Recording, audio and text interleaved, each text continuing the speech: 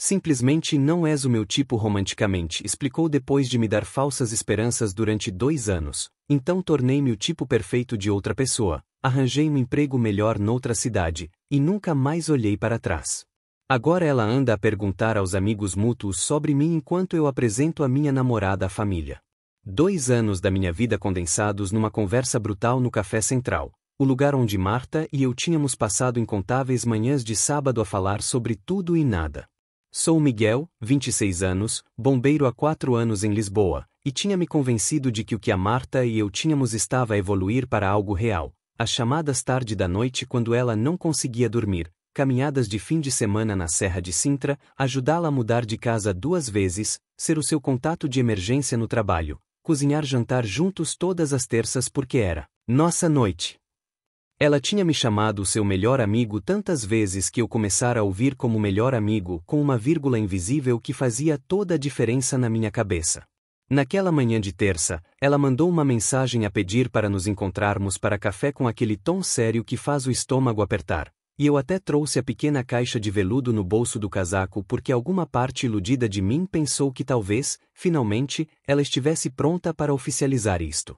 Em vez disso, a Marta sentou-se à minha frente na sua camisola verde, a que eu lhe tinha oferecido no Natal, e disse as palavras que iriam ecoar na minha cabeça durante meses. Miguel, preciso ser honesta contigo sobre uma coisa. Tu simplesmente não és o meu tipo romanticamente. A forma como ela disse, como se estivesse a explicar um facto simples sobre o tempo, deixou claro que isto tinha sido decidido há muito tempo. Gosto muito de ti como amigo, mas preciso de alguém mais intelectual, mais artístico. Sabes, como um músico ou um escritor, alguém que possa discutir filosofia e literatura. Observei-a gesticular enquanto falava, as mesmas mãos que eu tinha segurado durante filmes de terror, a mesma pessoa que tinha chorado no meu ombro quando o pai teve o infarte na primavera passada. És um tipo fixe, mas és mais operário, sabes? Preciso de alguém que me desafie intelectualmente, que me possa levar a inaugurações de galerias e saraus de poesia.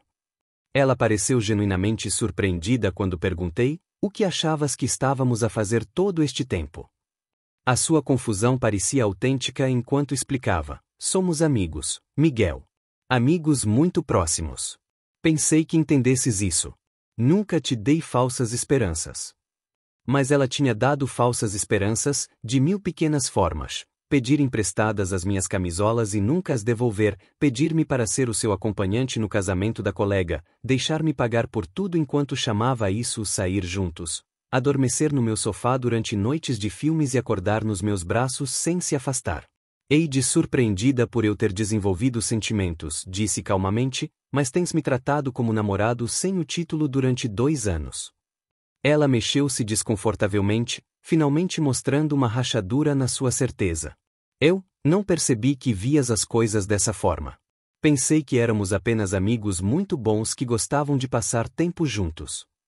O café pareceu mais pequeno de repente, como se as paredes estivessem a fechar-se à volta desta conversa que estava a desmantelar tudo em que eu tinha construído as minhas esperanças.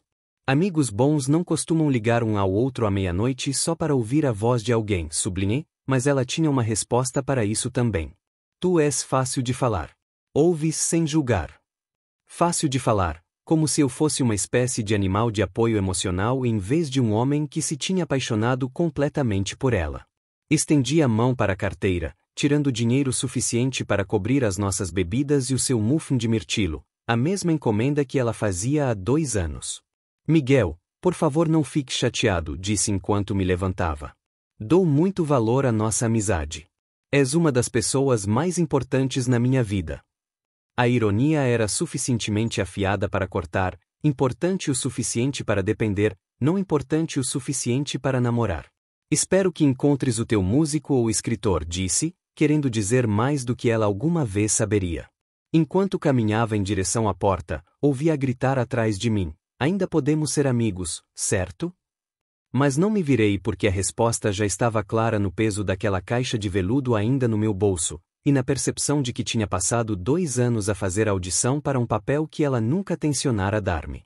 A primeira semana depois da nossa conversa no café, fiz o que qualquer pessoa racional faria, fui trabalhar, voltei para casa, pedi pizza, e fingi que o meu telemóvel não estava a vibrar com mensagens da Marta sobre alguma crise com o esquentador do apartamento dela.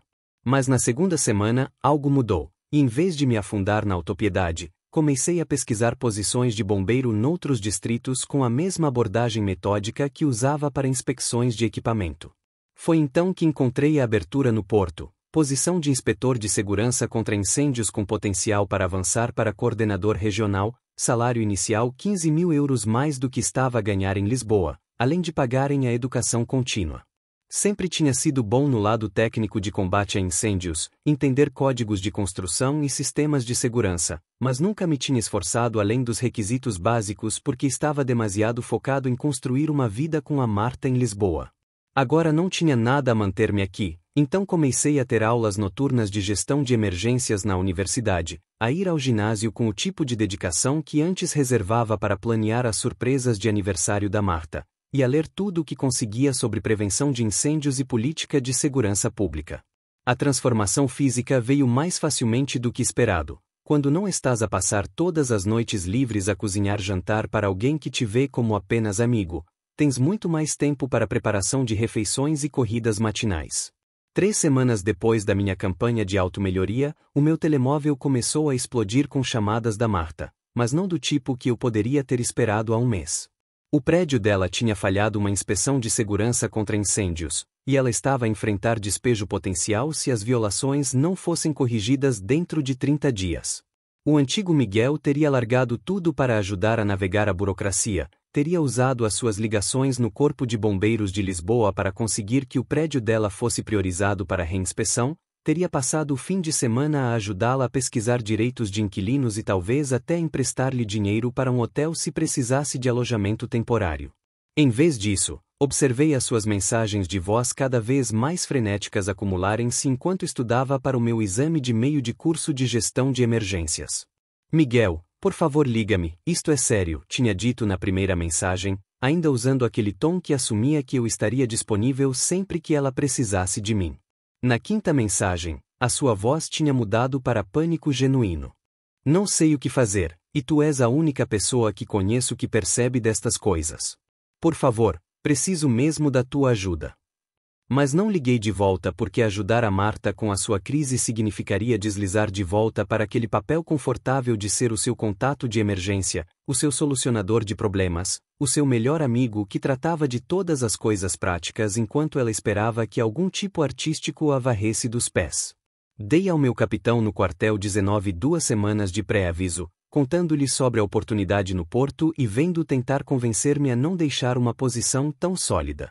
Tens um futuro real aqui, Martinez, disse o capitão Williams, usando o meu apelido da forma que fazia quando estava a ser sério. Lisboa vai sentir falta de ter alguém que realmente lê os manuais de segurança. Mas Lisboa não ia sentir a minha falta. Lisboa tinha Marta nela, e a Marta tinha deixado cristalino que eu não era o que ela queria, então ficar significaria apenas torturar-me com proximidade a alguém que nunca me veria como mais do que um plano de reserva confiável.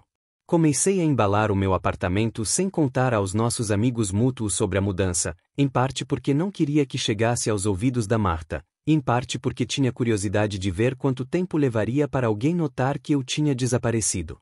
A resposta, como se revelou, seria mais tempo do que esperava, e nessa altura eu já me tinha tornado alguém completamente diferente. O Porto em outubro era tudo o que Lisboa não era, ar fresco que não carregava memórias, ruas arborizadas que nunca tinha caminhado com alguém que não me queria, cafés onde ninguém sabia a minha encomenda de cor. A minha nova posição como inspetor de segurança contra incêndios veio com um escritório no centro e o tipo de responsabilidade que nunca tinha tido em Lisboa, revendo plantas de arranha-céus e coordenando com planeamento urbano em novos projetos de construção. Dentro do meu primeiro mês, estava inscrito em aulas noturnas na Universidade do Porto a trabalhar para o meu bacharelado em gestão de emergências, algo de que tinha falado fazer durante anos mas nunca tinha priorizado quando as minhas noites estavam reservadas para o horário da Marta. A transformação física que tinha começado em Lisboa acelerou no Porto, sessões regulares de ginásio, planeamento de refeições, uma reformulação completa do guarda-roupa que substituiu a minha coleção de t-shirts de bombeiro por camisas e jeans bem ajustados que realmente pareciam intencionais. Mas a mudança real era mental. A forma como comecei a ver-me como alguém com ambições além de esperar que a Marta notasse o meu potencial. Juntei-me a um clube de fotografia na universidade, comecei a frequentar inaugurações de galerias no Distrito Cultural, inscrevi-me em provas de vinhos em adegas locais, todas as atividades intelectuais e artísticas que a Marta tinha alegado que eu não era capaz de apreciar. A ironia não se perdeu em mim que estava realmente a amar essas experiências, não porque provavam algo a Marta, mas porque nunca me tinha dado permissão para explorar interesses além de combate a incêndios e qualquer coisa que a Marta quisesse fazer aos fins de semana. A minha presença nas redes sociais, que anteriormente consistia na foto ocasional de caminhão de bombeiros e fotos da Marta que tinha entretanto apagado, transformou-se numa coleção curada de aventuras no Porto. Fotos do Museu de Arte Contemporânea, viagens de fim de semana a Aveiro para fotografia de faróis, noites de vinho e queijo com o meu grupo de estudo de gestão de emergências, fotos de caminhadas da Costa Verde que mostravam a forma física que tinha estado a construir. Cada post era cuidadosamente escolhido para projetar a imagem de alguém a viver a sua melhor vida, alguém que tinha seguido em frente completamente e estava a prosperar de formas que não tinham nada a ver com o seu passado. 3 meses na minha vida no Porto, estava a verificar o Instagram quando notei que a Marta tinha visto todas as minhas histórias recentes, às vezes dentro de minutos de eu as postar. Ela tinha começado a dar like em posts de há 6 meses, navegando fundo no meu feed como se estivesse à procura de pistas sobre quando exatamente eu me tinha tornado esta versão de mim mesmo. Nessa mesma semana, recebi mensagens dos nossos amigos mútuos em Lisboa a perguntar onde eu tinha desaparecido. Aparentemente a Marta tinha estado a perguntar sobre mim com frequência crescente. A Marta tem estado a perguntar a toda a gente se tem notícias tuas, mandou-me o meu amigo Marco. Ela parece meio preocupada. Disse que não respondes às mensagens dela. Mas eu não tinha recebido mensagens recentes da Marta, o que significava que ela provavelmente tinha tentado ligar para o meu número antigo ou usar plataformas de redes sociais onde a tinha bloqueado depois da mudança. A ideia de que ela estava a tentar contactar-me deu-me uma satisfação que não esperava, não porque queria que ela sofresse, mas porque significava que ela estava finalmente a sentir a minha ausência do seu sistema de apoio. A minha nova vida tinha um ritmo que não incluía ser o contato de emergência ou plano de reserva de ninguém, treinos matinais antes de ir para o escritório, aulas noturnas 3 noites por semana, expedições de fotografia de fim de semana pela região norte, e um círculo crescente de amigos que me conheciam como Miguel, o inspetor de segurança contra incêndios que estava a trabalhar no seu curso. Não Miguel, o tipo que tinha passado 2 anos a suspirar por alguém que não o queria. A versão de mim mesmo que estava a tornar-me sentia mais autêntica do que qualquer coisa que tinha sido em Lisboa, como se finalmente tivesse parado de representar o papel de alguém digno da atenção da Marta e começado realmente a tornar-me alguém digno do meu próprio respeito. Quando fotos de feriados começaram a aparecer nas redes sociais do nosso antigo grupo de amigos de Lisboa, notei que a Marta parecia mais pequena de alguma forma, menos vibrante do que a mulher confiante que tinha entregue a minha sentença de morte romântica no Café Central 6 meses antes. Ela ainda era bonita, ainda rodeada pelos mesmos amigos nos mesmos bares, mas algo nos seus olhos parecia que estava à procura de algo que já não estava lá, e percebi com clareza cristalina que o que ela estava à procura era o conforto de saber que eu estaria sempre disponível quando precisasse de mim, uma rede de segurança que tinha tomado como garantida até desaparecer. O workshop de segurança comunitária no Centro de Convenções do Porto era suposto ser de rotina, apresentar estratégias de prevenção de incêndios a gestores de propriedades e assistentes sociais que lidavam com habitação de risco. Estava a configurar o meu portátil quando ela entrou, bolsa de câmara pendurada no ombro, cartão de imprensa à volta do pescoço, e o tipo de confiança sem esforço que fazia toda a gente na sala olhar 2 vezes. Sofia Silva, fotógrafa freelancer a cobrir o workshop para o boletim comunitário da cidade, aproximou-se da minha bancada durante o intervalo com curiosidade genuína sobre o meu trabalho em vez do desinteresse educado que normalmente recebia de pessoas que viam segurança contra incêndios como burocracias para marcar caixas. A sua apresentação sobre colocação de detetores de fumo foi fascinante, disse, e podia ver que realmente queria dizer isso. Nunca percebi quanta ciência entra em algo que parece tão simples. Importa-se se tirar algumas fotos da sua demonstração? A maioria das pessoas via a inspeção de segurança contra incêndios como o lado chato dos serviços de emergência, mas a Sofia fez perguntas inteligentes sobre dinâmica térmica e padrões de fluxo de ar em edifícios, tratando a minha expertise como se fosse genuinamente impressionante em vez de apenas um requisito de trabalho. Quando mencionei que estava a trabalhar no meu curso de gestão de emergências, o rosto dela iluminou-se com o tipo de respeito que tinha estado a desejar durante anos. Isso é incrível.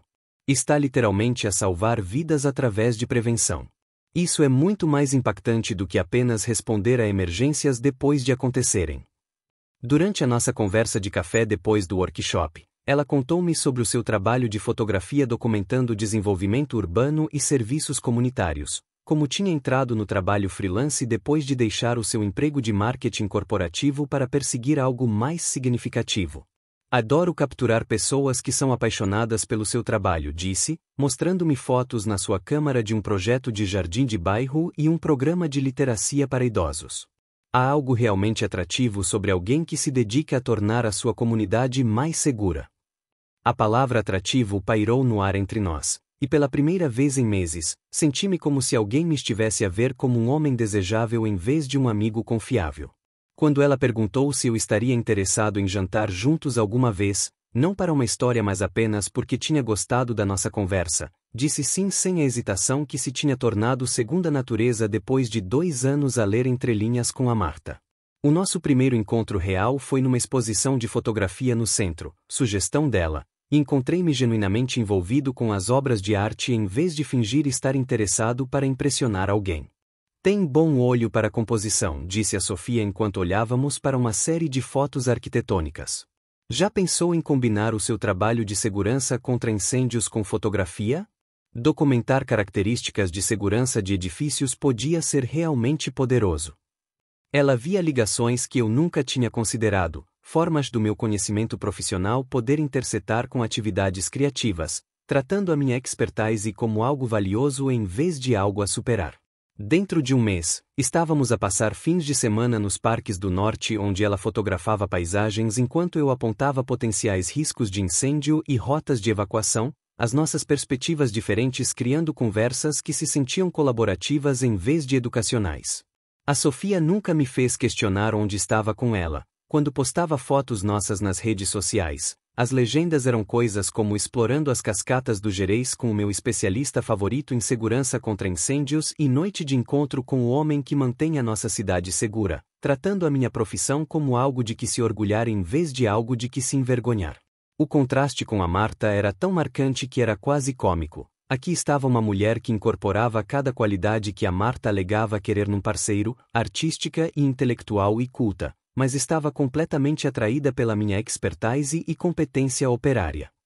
Há algo incrivelmente sexy sobre um homem que previne desastres para viver, disse-me a Sofia depois de eu ter explicado como sinalização de saída adequada tinha prevenido uma tragédia potencial num edifício de escritórios no centro.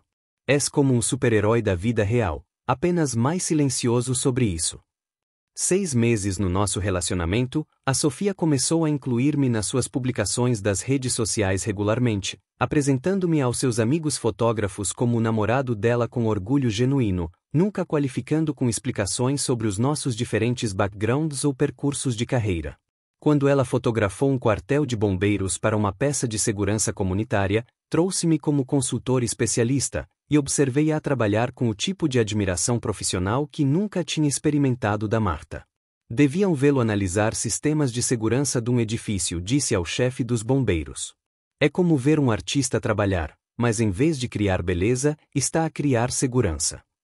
Naquela noite, enquanto revíamos as suas fotos do set, a Sofia virou-se para mim com o tipo de honestidade direta que se tinha tornado a sua marca registrada. Preciso que saibas uma coisa, Miguel. És exatamente o meu tipo. Inteligente, capaz, dedicado a algo significativo. Não me importo se combates incêndios ou inspecionas edifícios ou ensinas aulas de segurança contra incêndios, o que me importa é que és apaixonado por proteger pessoas. Pela primeira vez na minha vida adulta, senti-me como se alguém me visse claramente e gostasse exatamente do que via, sem modificações necessárias. Na primavera, a minha carreira tinha decolado de formas que nunca tinha imaginado possíveis quando estava a combater incêndios reais em Lisboa. A promoção para coordenador regional de segurança veio com um escritório de canto e responsabilidade para supervisionar prevenção de incêndios em 6 concelhos, mas a validação real veio quando meu trabalho de inspeção preveniu um grande incêndio de apartamentos no centro do Porto.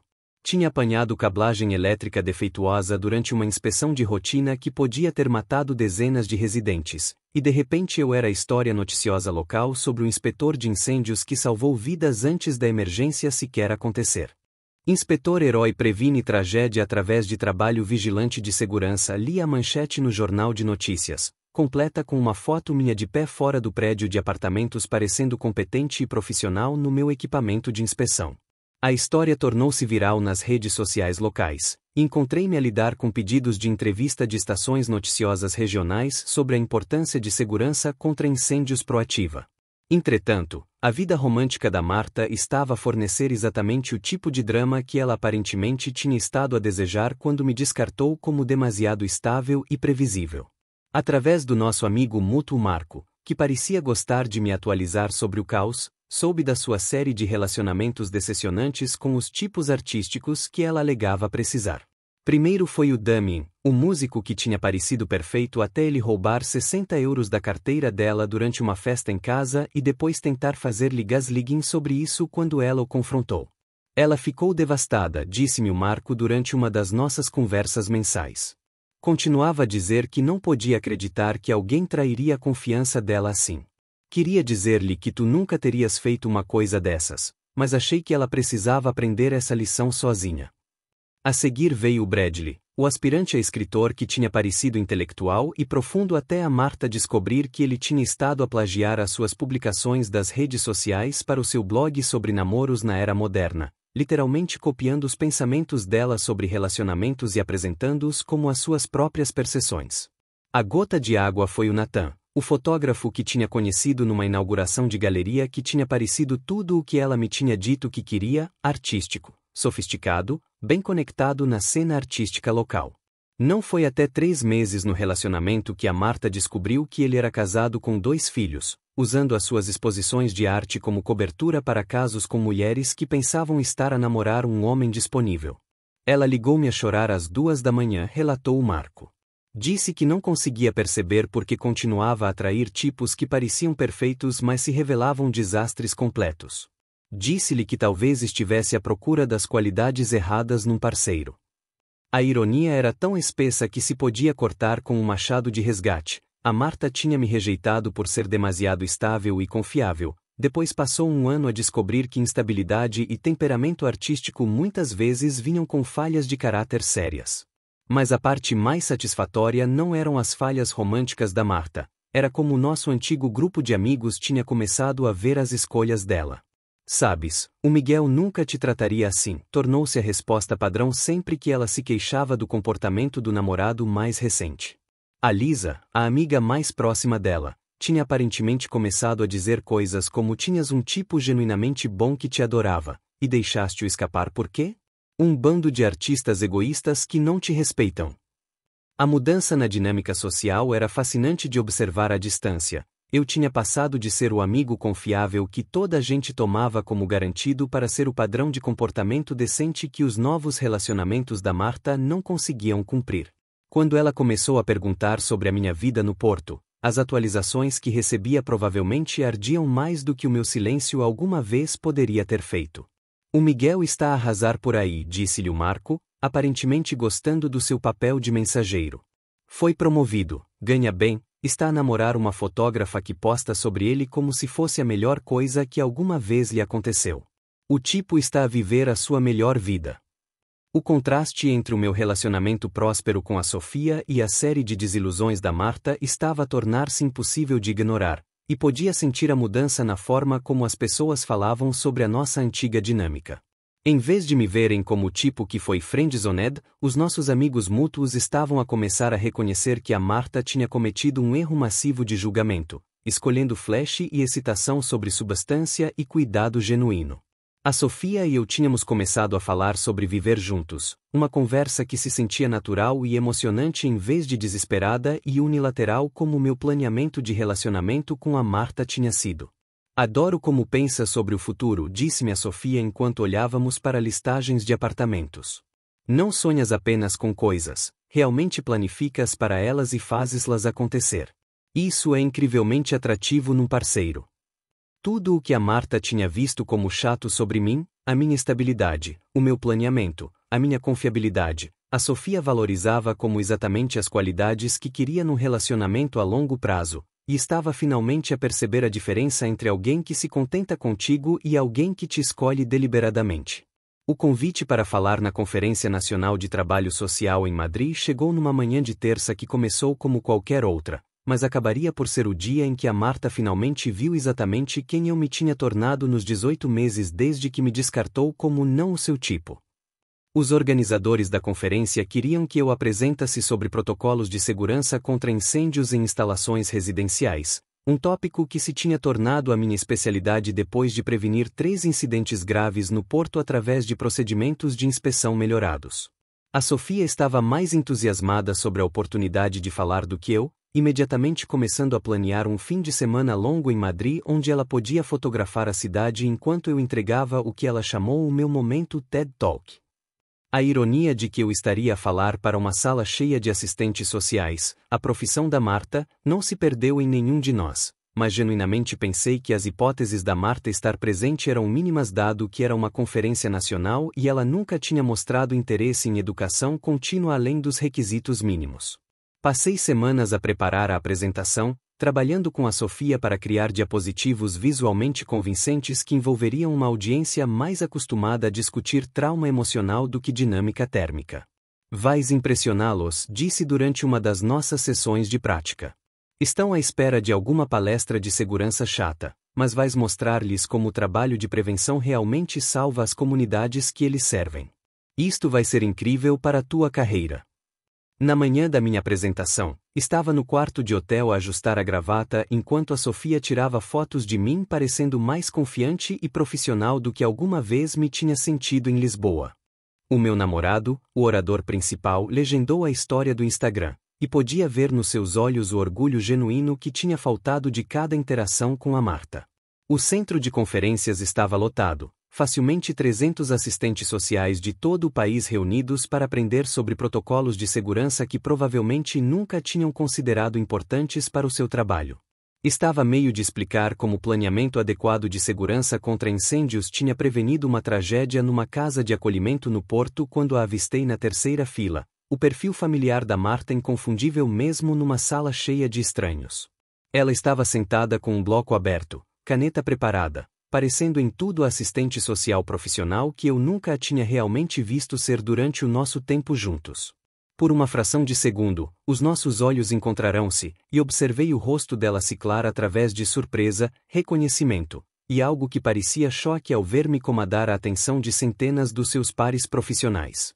Mas não deixei o momento desestabilizar-me. Continuei com a minha apresentação, explicando como a colaboração entre serviços sociais e segurança contra incêndios podia salvar vidas, demonstrando o tipo de expertise que a Marta nunca tinha testemunhado porque nunca tinha estado interessada no que eu realmente fazia no trabalho. A ovação de pé no final durou mais do que esperava, com participantes aproximarem-se depois para fazer perguntas detalhadas sobre implementar programas similares nas suas comunidades. A Marta manteve-se atrás durante a correria inicial, observando enquanto os colegas dela me tratavam como o especialista que me tinha tornado, pedindo a minha informação de contato e elogiando as aplicações práticas do meu trabalho. Isto é exatamente o que precisamos nas nossas instalações residenciais, disse-me uma mulher. Deu-nos uma estrutura completamente nova para pensar sobre segurança dos clientes.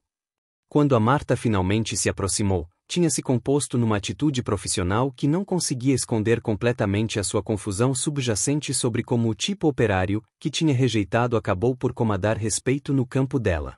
Miguel, essa foi uma apresentação incrível, disse, estendendo a mão para um aperto formal como se nos estivéssemos a conhecer pela primeira vez.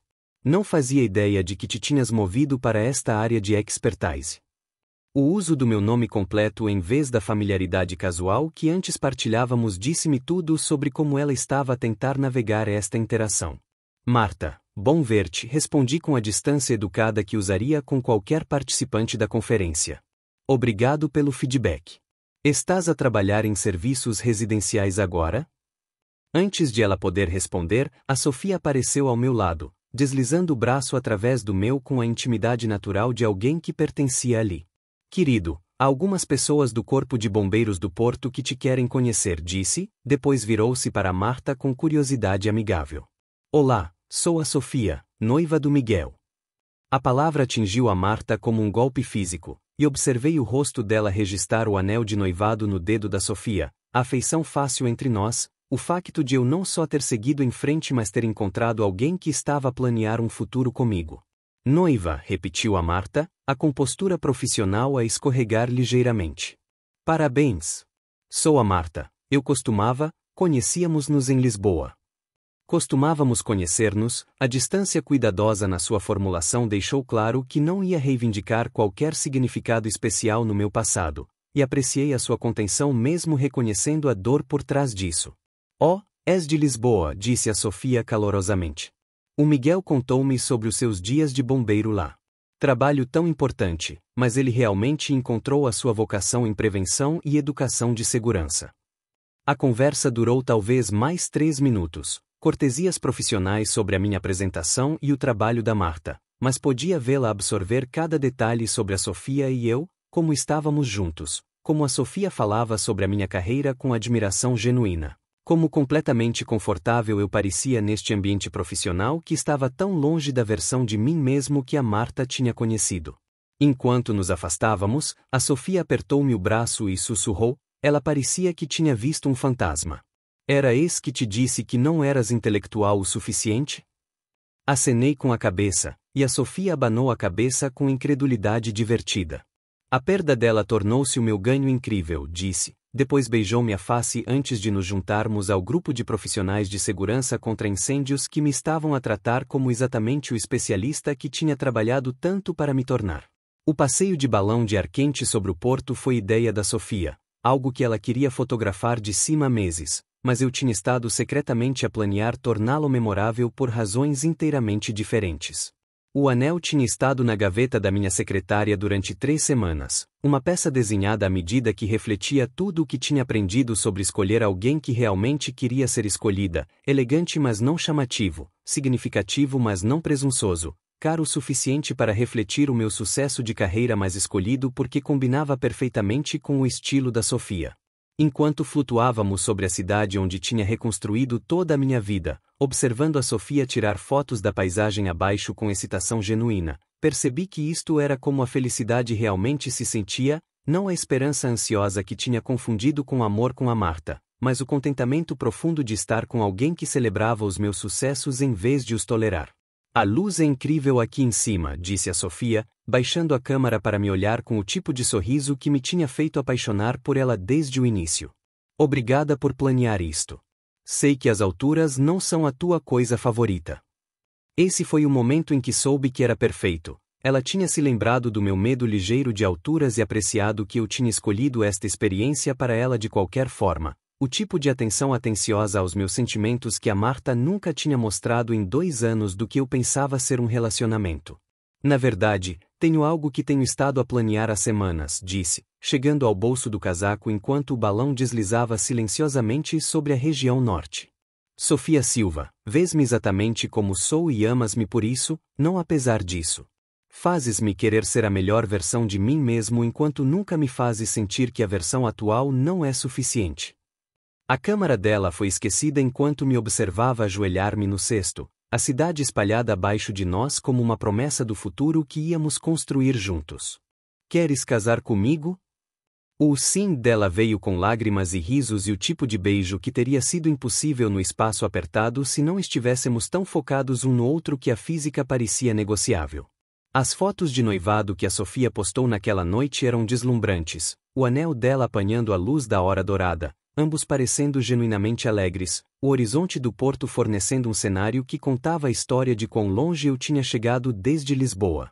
Ela disse sim para sempre com o meu especialista favorito em segurança contra incêndios, li a legenda, seguida por uma série de fotos que capturavam o nosso relacionamento perfeitamente, afeição genuína, aventuras partilhadas, e o tipo de respeito mútuo que fazia tudo parecer sem esforço. Dentro de horas, os parabéns estavam a chover dos nossos amigos do Porto, colegas do meu curso de gestão de emergências, colegas do Corpo de Bombeiros, e eventualmente de pessoas em Lisboa que tinham encontrado o post através de ligações mútuas. O Marco foi um dos primeiros a comentar: vocês são perfeitos juntos. Tão feliz por vocês dois. Seguido por dezenas de respostas de pessoas que tinham observado a minha transformação de coração partido para próspero. Mas as respostas mais reveladoras vieram do nosso antigo grupo de amigos de Lisboa, comentários que revelaram como completamente a narrativa sobre o meu relacionamento com a Marta tinha mudado nos 2 anos desde que tinha saído. Isto é o que mereces, Miguel, alguém que vê quão incrível és, escreveu a Lisa, antiga melhor amiga da Marta. A Marta vai odiar ter perdido isto, acrescentou outro amigo mútuo, um comentário que recebeu mais likes do que esperava. O anel tinha custado mais do que o salário anual da Marta na agência de serviço social, financiado pela minha promoção e o trabalho de consultoria que tinha apanhado desde me tornar um especialista reconhecido em educação de segurança contra incêndios, mas a vitória real não era financeira, era o conhecimento de que tinha encontrado alguém que queria casar com o homem que me tinha tornado. Não alguma versão teórica de mim mesmo que poderia ser digna de amor algum dia. 3 dias depois do nosso anúncio de noivado se tornar viral nos nossos círculos de redes sociais, o Marco ligou com notícias que eram satisfatórias de formas que não esperava. A Marta viu o post do noivado, relatou com diversão mal contida. Ligou a Lisa a chorar, perguntando como tinhas conseguido pagar um anel tão caro e quando exatamente te tinhas tornado bem-sucedido o suficiente para atrair alguém como a Sofia. A conversa tinha aparentemente degenerado na Marta a questionar por que nenhum dos amigos deles lhe tinha falado sobre o meu avanço de carreira, as minhas palestras, ou o meu relacionamento com alguém que me tratava como um prêmio que valia a pena ganhar. A Lisa finalmente disse-lhe o que todos temos pensado há 2 anos, continuou Marco. Que tu eras a melhor coisa que alguma vez lhe aconteceu, e ela tirou isso fora porque pensou que merecia melhor do que um tipo que realmente a amava. Mas a vindicação final veio uma semana depois, quando uma das amigas fotógrafas da Sofia lhe mostrou uma captura de ecrã do LinkedIn onde a Marta tinha endossado a minha expertise em segurança contra incêndios com um comentário sobre ter conhecido o Miguel quando ele estava apenas a começar a sua carreira em Lisboa, tão orgulhosa de ver quão longe chegou. O desespero de tentar reivindicar crédito pelo meu sucesso, de se inserir na minha narrativa profissional como se tivesse sido apoiante em vez de desdenhosa, revelava tudo sobre como completamente ela tinha percebido mal o que tinha perdido. Consegues acreditar no descaramento? Perguntou a Sofia, mostrando-me a captura de ecrã enquanto planeávamos a lista de convidados da nossa festa de noivado. Ela rejeitou-te por não seres suficientemente ambicioso, e agora quer levar crédito pelas tuas ambições. Mas já não estava zangado, apenas grato que a incapacidade da Marta de ver o meu potencial me tivesse forçado a encontrar alguém que não só o via mas ativamente o encorajava a florescer. Enquanto olhava para as nossas fotos de noivado na consola do apartamento que a Sofia e eu agora partilhávamos, rodeado pela vida que estávamos a construir juntos numa cidade onde tinha descoberto quem podia tornar-me quando alguém realmente acreditava em mim, percebi que a Marta tinha estado certa sobre uma coisa: eu não era o tipo dela romanticamente. Eu era melhor do que o tipo dela. Eu era o tipo de homem que merecia ser escolhido deliberadamente, amado entusiasticamente e celebrado constantemente, e a Sofia tinha provado isso todos os dias desde o momento em que tinha entrado naquele workshop de segurança comunitária e visto exatamente o que a Marta tinha sido demasiado míope para reconhecer.